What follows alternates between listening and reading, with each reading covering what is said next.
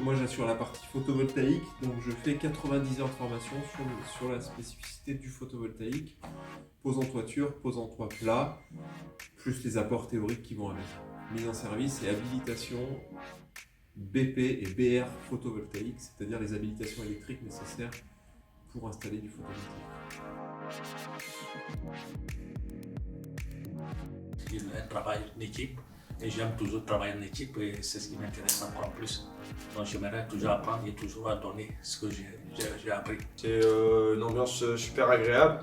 Les formateurs, ils sont passionnés par ce qu'ils font, ils nous communiquent très bien les informations, on apprend beaucoup pour ma part. Après, il y en a, disons, ils ont un peu plus de mal que d'autres, mais tout le monde suit la cadence, donc pour le moment tout va bien, franchement. Pour celui qui aime travailler en extérieur et travailler en équipe, ça peut être très très agréable. On est au tout début de cette aventure et que pour les gens qui rentrent aujourd'hui, il y aura des perspectives évidemment importantes de progression de carrière.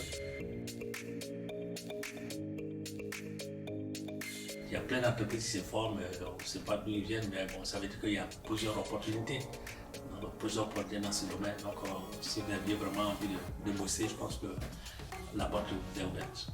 Puis c'est un métier qui, dans les prochaines années, va sûrement encore plus exploser que le marché de l'essence à sa découverte. En 10 ans, on doit multiplier par 4 l'ensemble de la puissance installée en panneaux solaires en France.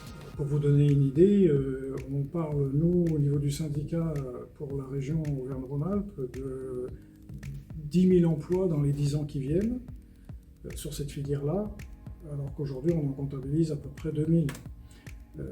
Ça, c'est ce qui correspond en fait à la croissance qui devrait arriver par rapport aux enjeux et aux objectifs qui ont été fixés.